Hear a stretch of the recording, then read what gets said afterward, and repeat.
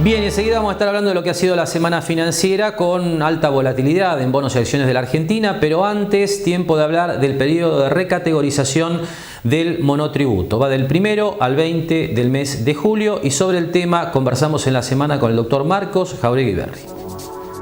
Exacto, sí, lo que vemos es una nueva forma en cuanto a contemplar distintas incidencias que trae en nuestro país los efectos inflacionarios, digamos. Lo hablamos en una oportunidad anterior con vos, que lo que se está buscando es acompañar la distorsión que provoca la inflación en los precios en muchos aspectos, pero también en la parte impositiva. En algunas, como por ejemplo en el régimen general o lo que es impuesto a las ganancias, de permitir el ajuste por inflación a los efectos de no gravar una renta ficticia. En el tema del monotributo, aunque parezca un poco indirectamente, también está este fenómeno contemplado, porque lo que va haciendo el legislador es tratar de acompañar los aumentos nominales en cuanto a los ingresos para poder mantenerse en el monotributo. Es decir, que por facturar más nominalmente no quede afuera cuando tengo la misma capacidad económica, porque en realidad estoy facturando más nominalmente porque los efectos inflacionarios ellos lo provocan. Entonces eso es lo que llevó a algún tipo de medidas, y la que tenemos hoy día es la recategorización, que debe hacer en forma semestral, es decir, 2 veces al año, para incluso teniendo en cuenta estos aspectos, que deben hacer todos los monotributistas en la medida en que tengan que cambiar de categoría. Y es importante que vayan teniendo en cuenta esta cuestión, fijarse y ver si están en la misma categoría o deben cambiarla, y a partir de ahí iniciar los trámites para estar regularmente en el sistema, sabiendo que de lo contrario, evidentemente, pasar del régimen del monotributo al régimen general de inscripción es a veces una cuestión gravosa en varios aspectos, que los que están en este sector tratan por todos los medios de mantenerse en él. Lo que tiene que hacer el monotributista es sacar un cálculo de cuánto va a facturar aproximadamente en ese semestre. Sí, en realidad lo que tiene que hacer el monotributista son varios aspectos. El más importante es el de los ingresos brutos, y digamos que conviven dos sistemas. Uno es la recategorización, que hoy día es la que tenemos presente porque es una obligación, digamos, de por lo menos revisar semestralmente su situación.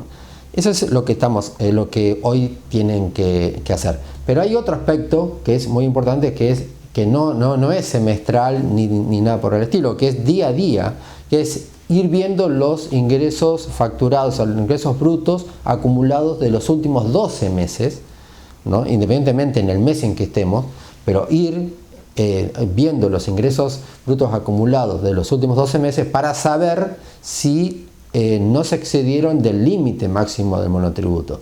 Eso es un aspecto que a veces no se le da tanta divulgación y que es importante. Ir viendo día a día lo que van facturando para no estar excluidos por facturación. Por lo menos hay otros índices, pero el más importante es el de facturación, porque eso lleva a un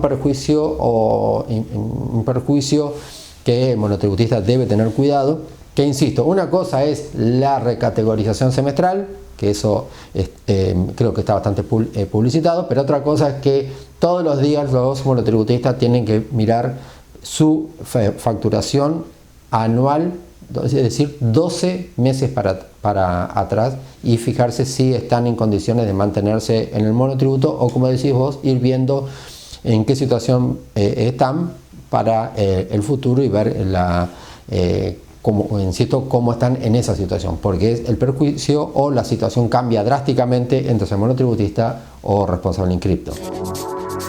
Reiteramos entonces que el periodo de recategorización del monotributo va del 1 al 20 de julio y compartimos ahora números que tienen que ver con cómo han quedado los límites para permanecer dentro de este régimen simplificado, porque ha tenido un incremento, bueno, justamente la escala a partir de la cual uno debe categorizarse, y también, bueno, los máximos que permiten a un contribuyente estar dentro de este régimen del monotributo. Y usted tiene los límites en principio: el máximo de facturación anual para la categoría de servicios, que pueden incluirse hasta en la categoría H, es de 8 millones de pesos. El máximo para la categoría de bienes va hasta 11.400.000 pesos, que esto involucra hasta la categoría K, y la categoría con ingresos más bajos anuales, que es la A, quedó después del último ajuste en 1.415.000 pesos. Es importante Sobre todo tener en cuenta los límites máximos para permanecer dentro del monotributo, porque en la medida en que el contribuyente exceda justamente esos límites y la AFIP lo verifique, ahí pueden aparecer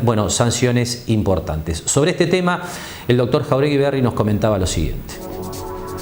Exacto. Eso siempre y cuando el monotributista esté dentro de los márgenes superiores o máximos del monotributo.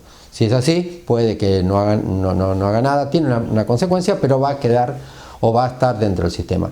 El distinto es que en cualquier época del año, en cualquier día del año, se haya excedido por los ingresos de los últimos 12 meses, donde ahí está excluido y es otro el escenario. Pero si está dentro del régimen en cuanto a los montos de facturación y no tiene que modificar su categoría, puede, como decís, no hacer nada y va a estar bien. Hemos hablado en ocasiones anteriores que hay una rigurosidad mayor en los cobros, en buscar que se baje la morosidad. ¿Eso continúa en la misma línea? A nivel general de AFIP, sí.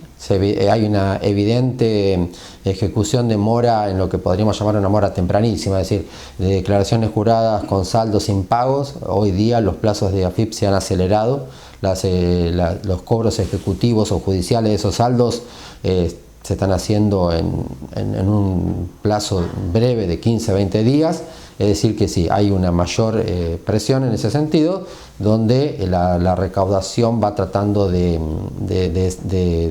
suplir ese no pago voluntario del contribuyente con medidas judiciales que evidentemente aceleren la recaudación de vía judicial. Y quienes tienen una deuda actualmente siguen teniendo la posibilidad de efectuar un plan de pagos. Sí, se extendió el plan de regularización tributaria, así que hay un plan de pagos que les permite regularizar la deuda que tengan en su sistema de cuenta corriente a través de un plan de pagos que, si bien son planes que no son moratorias, que hemos hablado que no tienen tantos beneficios, sí permite financieramente ir cumpliendo y evitar lo que estábamos hablando recién de una ejecución fiscal que trae consigo mayores costos, mayores intereses, costas, es decir, que tienen embargos bancarios, medidas cautelares que tanto perjudican, así que el plan hoy día también está vigente.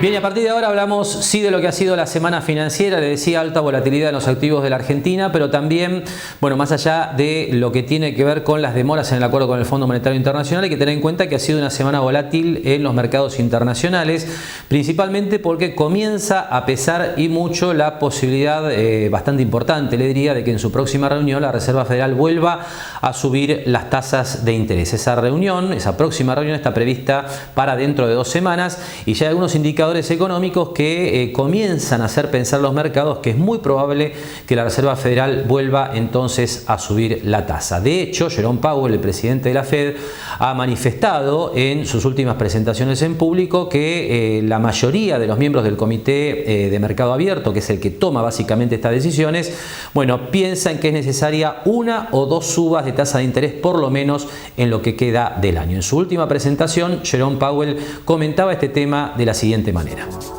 La inflación se ha moderado desde mediados del año pasado. No obstante, las presiones inflacionarias continúan siendo altas y el proceso para lograr que la inflación vuelva a bajar al 2% tiene un largo camino por recorrer. Desde principios del año pasado, hemos elevado nuestra tasa en 5 puntos porcentuales, es decir, 500 puntos básicos.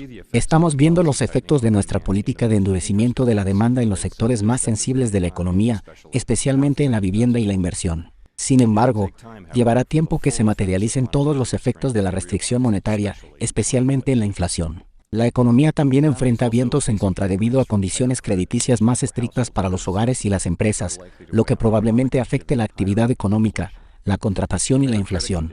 Las condiciones crediticias más estrictas son el resultado natural de una política monetaria más estricta. Pero las tensiones bancarias que surgieron en marzo pueden conducir a un mayor endurecimiento de las condiciones crediticias y el alcance de estos efectos aún es incierto. En la última reunión del Comité Federal de Mercado Abierto, decidimos mantener el rango objetivo para las tasas entre 5 y 5,25%, mientras continúa el proceso de reducción de nuestras tenencias de valores. Tomamos esta decisión teniendo en cuenta el camino que hemos recorrido en la política de endurecimiento, los retrasos inciertos en la política monetaria y los posibles vientos en contra del endurecimiento del crédito.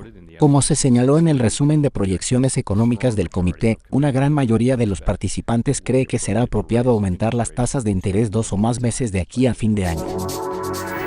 Y de esta manera Jerome Powell, volvía a comentar, porque lo ha hecho en varias oportunidades, la importante posibilidad de que la Reserva Federal termine subiendo 1 o 2 veces más la tasa de interés durante este año, algo que, de alguna manera ha venido convenciendo a los mercados que han elevado la volatilidad en las últimas jornadas. Pero vamos a ver cómo están quedando los principales mercados bursátiles, como siempre, con el apoyo de los gráficos. Y como comentábamos entonces, semana de bajas en las bolsas del mundo, a partir de el progresivo acercamiento a la próxima reunión de la Reserva Federal, donde probablemente tengamos la novedad de una nueva suba de la tasa de interés. En este sentido, si empezamos el recorrido habitual, tenemos en principio una baja de 1,16% para el índice Standard & Poor's 500, que agrupa las 500 compañías de mayor capitalización bursátil en los Estados Unidos, que tenemos que decir que esta baja de esta semana aparece como una corrección natural después de lo que ha sido una suba importante del Standard & Poor's 500 en los últimos meses. Como hemos venido comentando y siguiendo de cerca en cada apreciación sobre lo que es la tendencia del mercado americano, hay que decir que el índice Standard & Poor's 500 continúa claramente en territorio alcista. Esto queda expresado en la sucesión de máximos y mínimos crecientes en todo el recorrido que arranca en octubre del año 2022 y también en la media de 40 semanas, que es esta línea curva con pendiente ascendente que está por debajo de los precios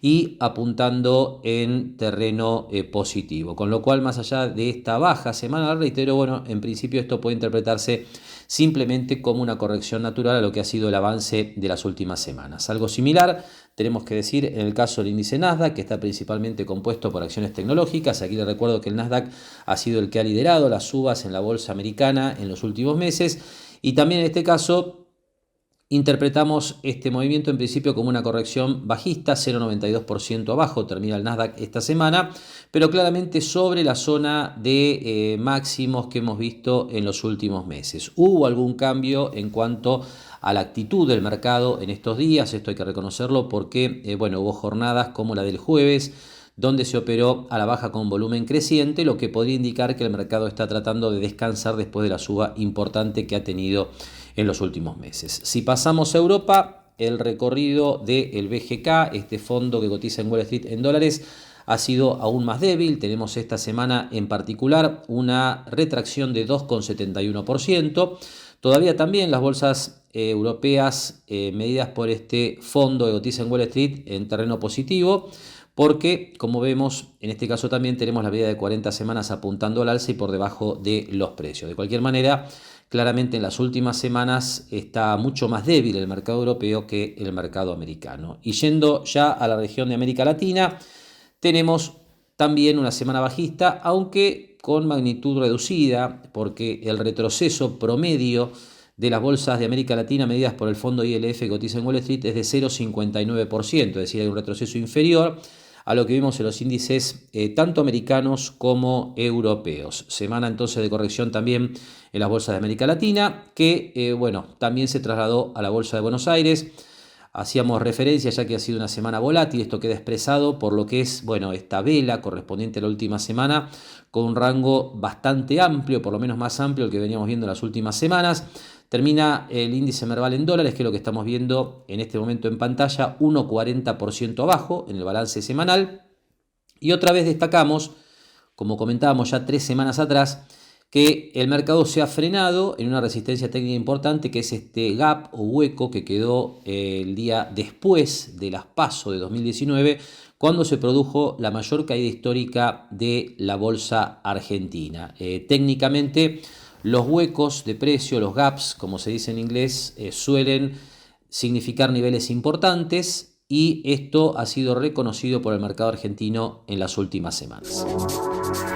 Bien, y con este panorama en las principales bolsas nos vamos a la última pausa en Mercados y Empresas y enseguida compartimos la habitual charla semanal con la contadora Adriana Figliolo, gerente de Mar del Plata Bursátil.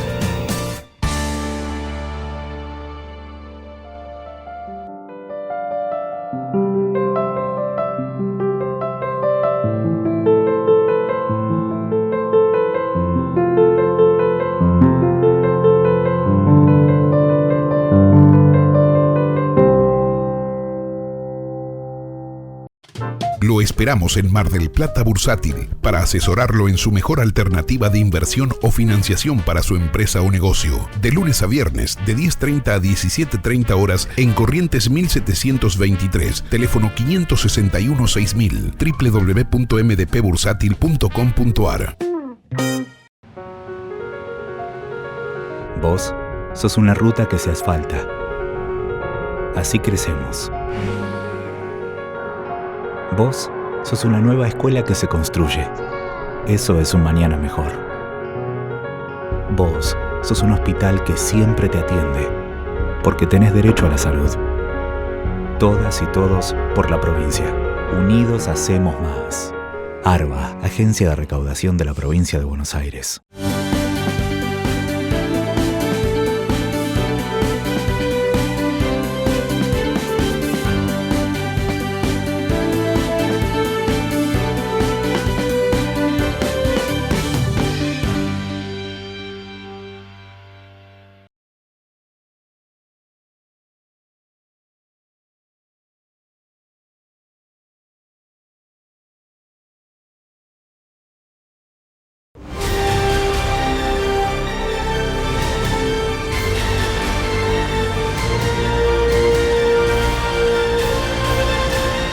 Gran astillero argentino es marplatense. Bien, último tramo del programa y tiempo entonces de conversar con la contadora Adriana Figliolo, gerente de Mar del Plata Bursátil, para ver, algunos detalles de lo que fueron estos días en la Bolsa Argentina. Adriana, te damos la bienvenida y contanos qué destacarías de esta semana. ¿Qué tal, Marcelo? No, veníamos de semanas y semanas siempre marcando récord los bonos, las acciones y ayer fue el primer día que vimos de una corrección profunda que realmente se ve, empezó por Estados Unidos, cuando abrió el mercado ya en Estados Unidos ya tendenciaba, y el día anterior también había bajado un poco, y realmente cuando abrió nuestro mercado, sumado a que no le pagábamos al fondo, que le pagábamos a fin de mes, todo este tema como que el mercado aprovechó y hizo una gran corrección. Hoy estamos viendo que hay un rebote, vamos a ver, el domingo teóricamente, los bonos van a pagar la renta y el lunes tendremos la noticia de los dólares, la renta, así que yo creo que mucho no cambia la situación y que en definitiva están terminando de arreglar y de alguna forma van a terminar de arreglar.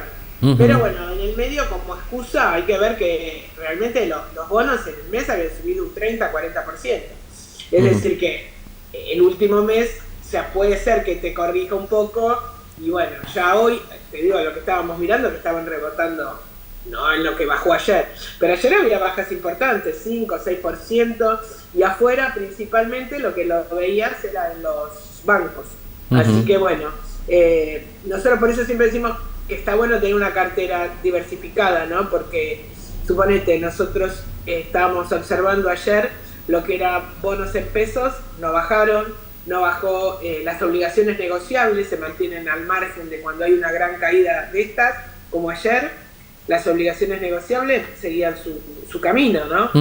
El dólar aumentó quizás un poco, pero está ahí, el dólar MEP podemos decir que está en valores de 4.85, está bastante estable.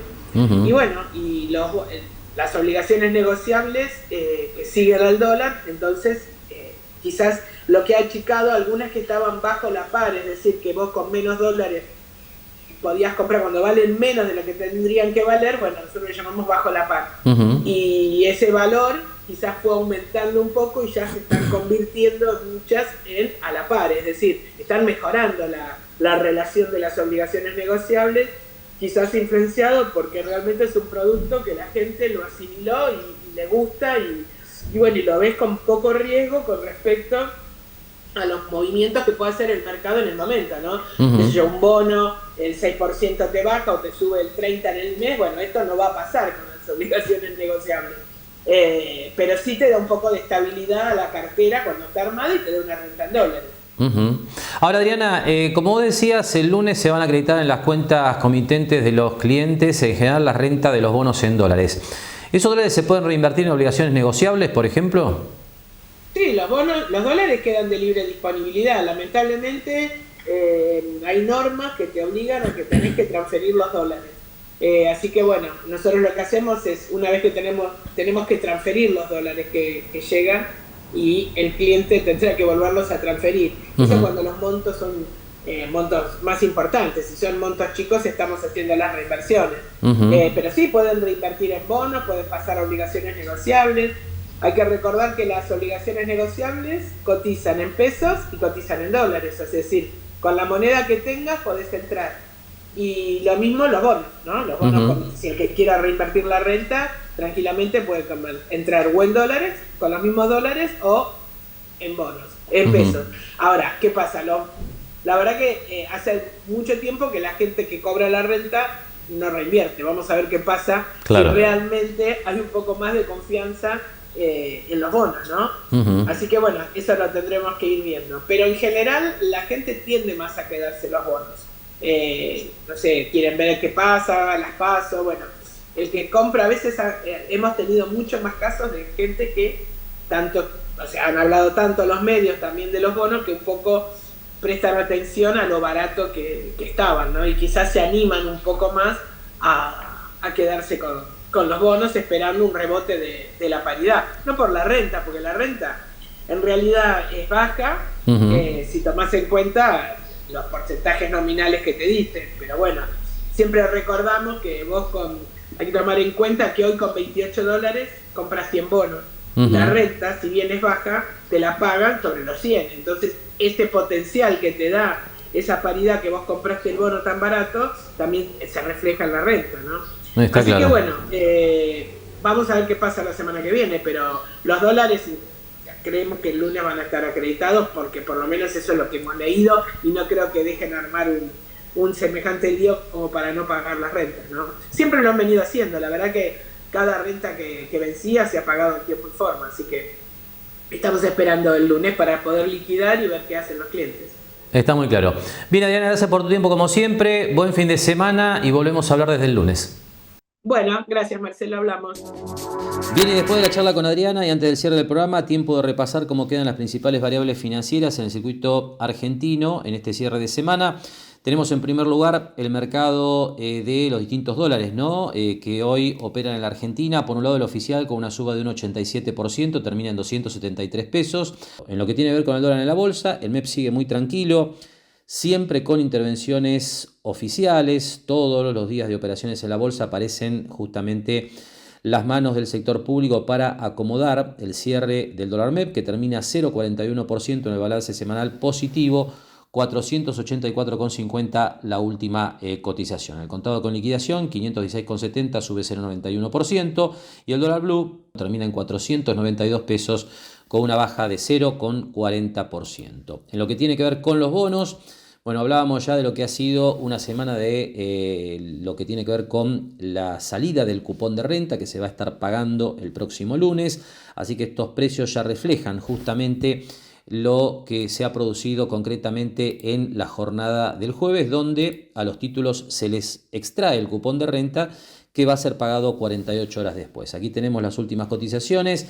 Todos los títulos en dólares surgido del canje 2020 en baja. En este caso estamos viendo los títulos con legislación local, la baja más reducida para el 2035, que termina en 30 dólares por lámina de 100, con una baja de 1,28%. Y por último, las reservas internacionales del Banco Central, como siempre decimos, la variable clave en este contexto económico, donde cada vez son más evidentes las urgencias en cuanto a cerrar las negociaciones con el fondo y habilitar de esa manera desembolsos que refuercen justamente el stock de reservas internacionales del Banco Central, porque queda esto en evidencia cuando uno observa que la primera semana de julio termina con un retroceso de las reservas de 1.321 millones de dólares, ya en junio se habían perdido 5.080 millones, y en el acumulado del año el retroceso asciende a unos 18.000 millones de dólares.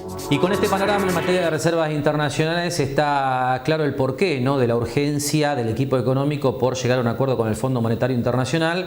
Pues hay que tener en cuenta que más allá del uso de estas reservas para el pago de deudas con los bonistas, de la deuda con el Fondo Monetario, también hacen falta dólares para hacer frente a los pagos de importaciones e incluso, que es lo que está haciendo el Banco Central, activamente en los últimos meses, para intervenir en el mercado bursátil para contener la cotización del dólar. Todo esto hace, le reitero, que haya mucha ansiedad por los agentes económicos y financieros, básicamente por ver finalmente, bueno, un cierre de las negociaciones con el Fondo Monetario Internacional.